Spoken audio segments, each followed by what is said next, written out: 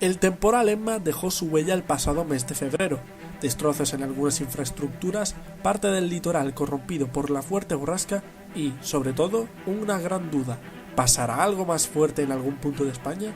Hablamos con Javier Benavente, profesor titular de la Universidad de Cádiz y experto en geología marina y litoral, para que nos dé detalles sobre el paso de Emma por la bahía de Cádiz.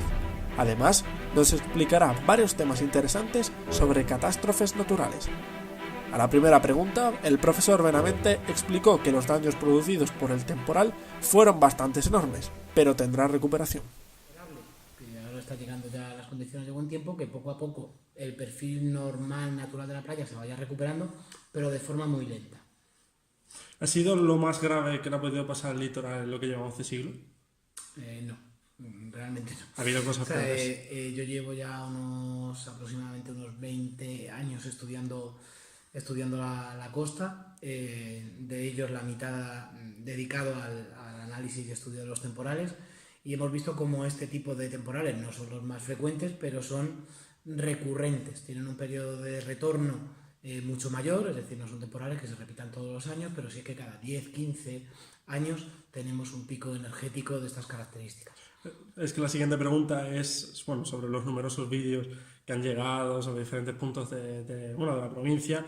¿Cree que las redes sociales han magnificado lo que realmente es algo normal aquí en esta zona? Efectivamente, lo que está ocurriendo, y es muy buena pregunta, es que en los últimos años todo el mundo tiene un teléfono móvil, tiene una cámara electrónica, que además comparte las imágenes inmediatamente a través de redes sociales, a través incluso de medios de comunicación, con lo cual es muy fácil encontrar imágenes de esos impactos o de esas condiciones energéticas, ¿no? Mientras que el otro día se lo explicaba a mis propios estudiantes, cómo les mostraba unos temporales similares del año 95-96, pues yo tenía fotos en papel. Es decir, no había esa cantidad de imágenes, ni por supuesto las redes sociales, y les era muy curioso a mis estudiantes ver cómo esas imágenes con inundaciones, con la aparición de destrozos y demás, ya estaban en el 95, pero no habían tenido ese impacto mediático que han tenido este año. Y ya para terminar con Emma, ¿esperamos algo más fuerte en los próximos años? ¿Es posible detectar algo que pueda ser más fuerte? Nosotros, precisamente, los dos últimos proyectos que hemos tenido, tanto europeos como nacionales, hemos analizado la evolución de la frecuencia y la intensidad de los temporales, ¿no?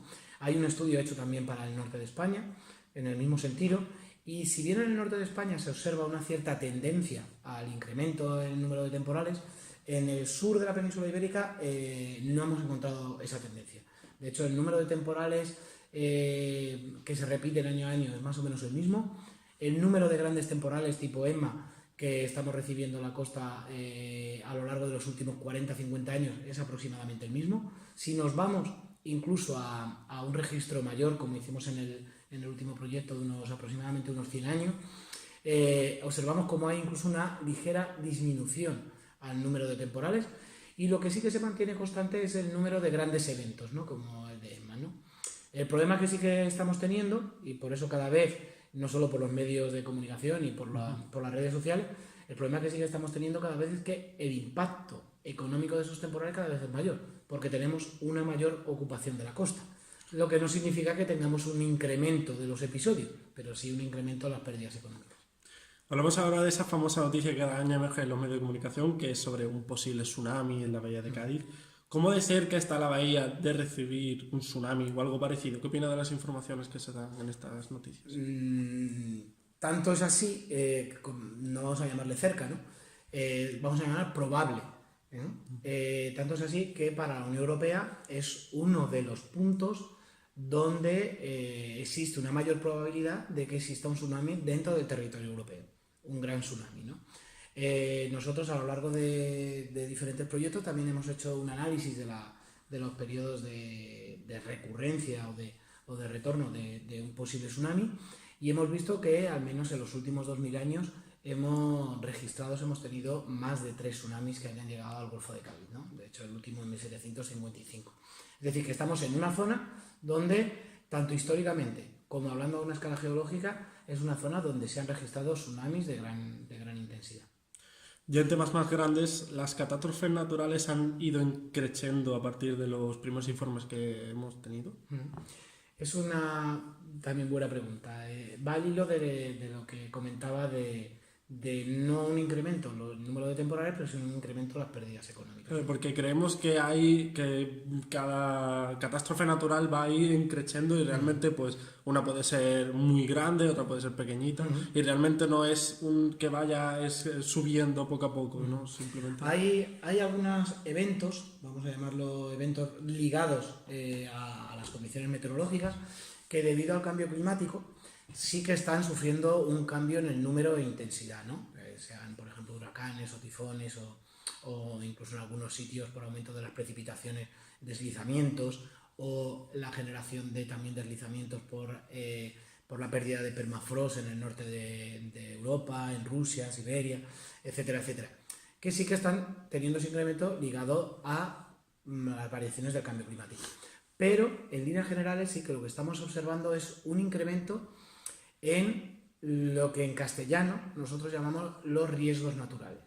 Los riesgos naturales, el problema que tienen es que en la fórmula de cálculo entra el evento natural y las pérdidas económicas.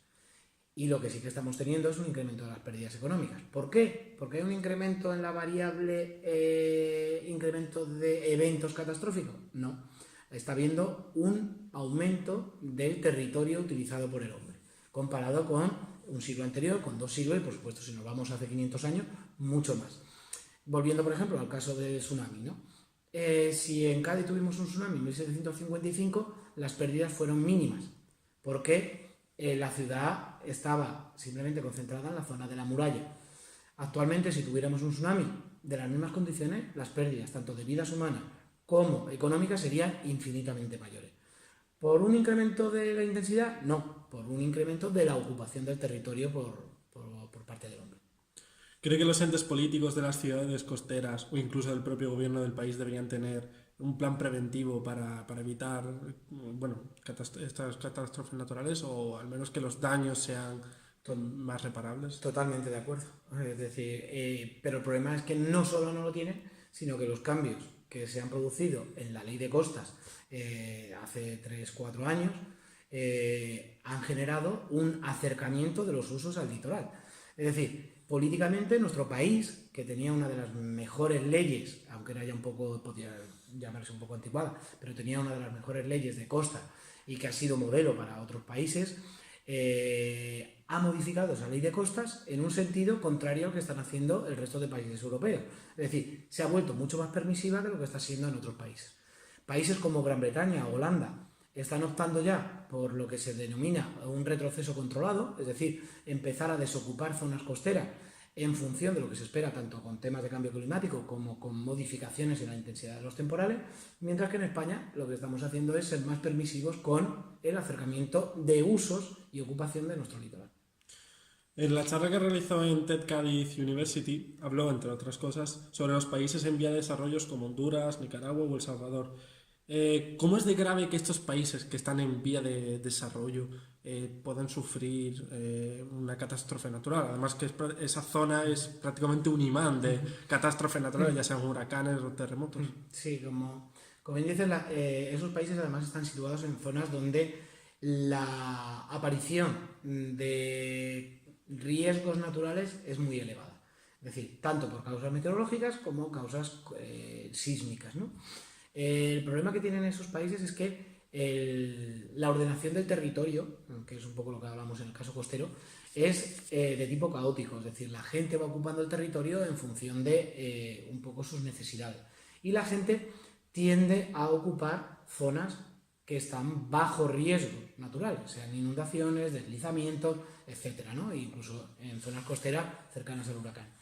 El problema que tiene es que los gobiernos no realizan unas políticas de planificación territorial, con lo cual, por así decirlo, la población queda al albur de las condiciones naturales. Por otro lado, son países que tienen un crecimiento demográfico enorme, es decir, con lo cual las velocidades de ocupación de territorio son mayores que países que no están en vías de desarrollo.